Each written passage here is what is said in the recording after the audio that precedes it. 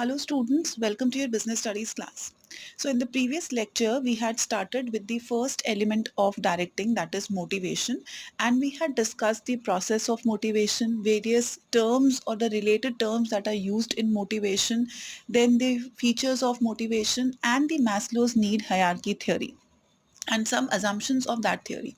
In today's lecture, we will be continuing with the same topic, that is motivation, and we will be discussing about the various incentives, that what are incentives and what are the various forms of or the types of incentives that can be given to the employees to motivate them. Now, incentives. Incentive means all measures which are used to motivate people for improving their performance. Incentives basically are of two types: financial or monetary incentives and non-financial incentives. So let's discuss what are financial incentives. Now, these are the incentives that are in direct or that can be expressed in direct monetary or that can be measured in terms of money. For example, pay and allowances, profit sharing, stock option, bonus, retirement benefits, etc.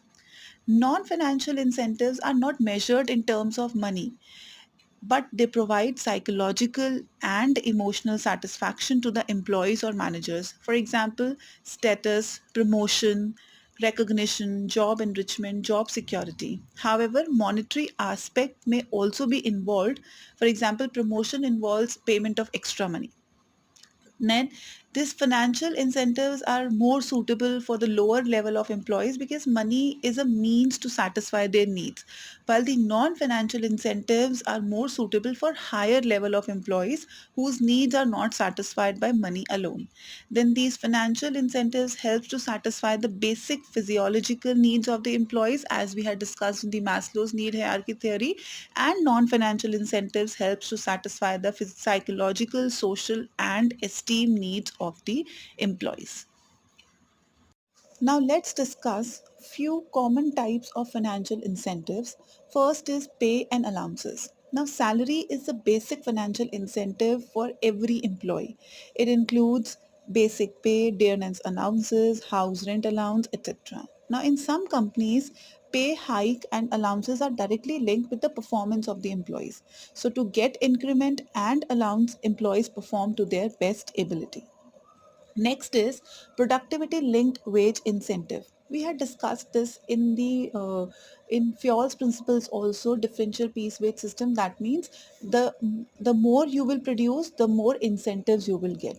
So in this, some firms have adopted wage incentive plans where the amount of incentive is linked to the productivity of the worker or the group to which he belongs.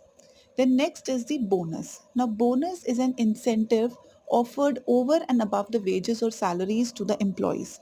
So it is customary to distribute bonus to employees every year. So the law requires payment of minimum 8.33% of annual pay as bonus, and it does not prescribe any upper limit. So thus the rate of bonus will be higher if the annual profits are higher. So bonus can be paid in cash or kind, for example, gold, foreign trips, prizes, etc.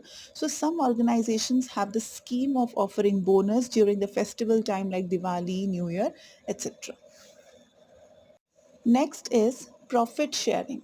Now, under this scheme, employees are given a share in the profits of the enterprise if the profits exceed the level fixed by the management and the employees jointly.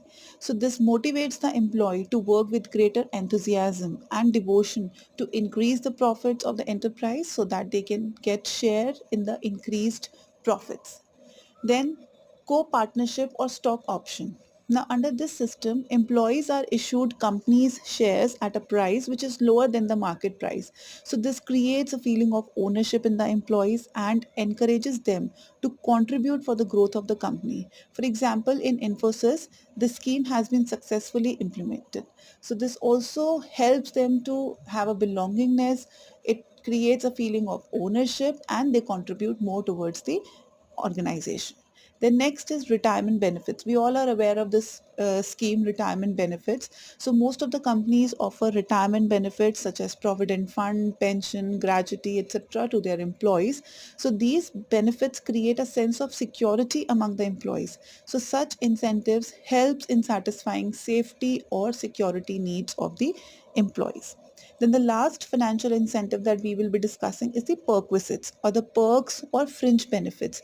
Now these are the extra benefits given over and above the salary. So, in many organizations, perquisites benefits such as car allowance, housing, medical aid, education to the children, etc., are offered to the employees over and above the salary. So, these benefits motivate the employees for better performance. Now let's discuss few non-financial incentives. The very first non-financial incentives is a status. Now everybody has a wish for higher status. So therefore the employees can be motivated by increasing their rank or position by providing furnished rooms, company car, exclusive parking, personal assistant, separate stenographer, etc. So the achievement of a higher status fulfill the psychological, social and esteem needs of the employees. Then organizational climate. So it refers to the working system within the organization. So it indicates the characteristics which describes an organization and distinguish one organization from the other. So these characteristics include individual autonomy or freedom, reward orientation, consideration to employees, risk taking, etc. So such characteristics directly influence the behavior of individuals in the organization. Career advancement opportunities. Now, every individual wants to grow to the higher level in the organization. Now, managers should provide opportunities to employees to improve their performance so that they can be promoted to the higher level jobs. Now, appropriate skill development programs and sound promotion policies will definitely help employees to achieve promotions. So, promotion is a strong motivator which induces people to perform to their maximum level. Then job enrichment. Now if the employees have to perform the same job again and again, so they get bored by performing the routine jobs. They enjoy doing jobs which offer them variety of opportunities and to show their skills. So employees get satisfied and motivated when they are offered challenging jobs that require higher level of knowledge and skills. So this job enrichment is concerned with designing jobs that include greater variety of work concerned, require higher level of knowledge and skill, and gives worker more autonomy, that is freedom and responsibility, and provides opportunity for personal growth. So if jobs are enriched and made interesting, the job itself become a source of motivation to the individuals. Next is employee recognition program. Now recognition means acknowledgement with a show of appreciation. So when employees are appreciated for their good performance of work, they feel motivated. As you must have observed in the class also, that when teacher motivates you, then when teacher appreciate your work, so you feel motivated. So and then you feel more to work towards that particular thing. So that is what happens in the organization also, that employees need appreciation, they need acknowledgement of their good work. So some examples of recognition are congratulating an employee for good performance, then displaying on the notice board or in the company newsletter about the achievement of employees. You must have observed this in McDonald's also, like they have this notice board where the employee of the week or employee of the month, picture of employee of the week is pasted, so it gives them motivation. Then giving an award or certificate for best performance, distributing mementos, t-shirts in recognition of employees services, and rewarding employees for giving valuable suggestions. Next is job security.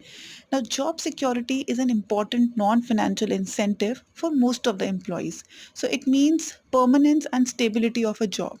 So employees want their jobs to be secure. They want certain stability about future income and work so that they do not feel worried on these aspects and work with greater zeal and enthusiasm. So due to this reason, some people prefer government jobs as compared to private jobs. But there's a negative aspect of this incentive also, and that is when the people are assured that their job is secured, they may become complacent and lazy. Next is employee participation.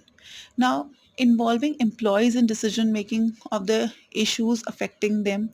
So it means active involvement of employees or their representatives in the decision making process on issues concerned with them. So when decision is taken in consultation with the employees, then they follow the decision more sincerely. For example, if target production is set by consulting workers, then they will strive to achieve the target on time.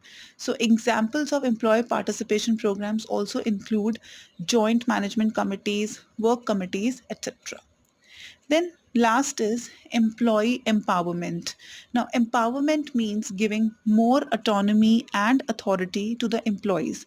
So it makes employees feel that their jobs are important and they contribute positively by using skills and talents in performing the jobs. So, to sum up, we had discussed today the various incentives, that is, the financial and non financial incentives, and the various types of financial and non financial incentives that can be used by the managers for different levels to motivate their employees and to get the work done in accordance. I hope you understood the topic. Thank you so much, children.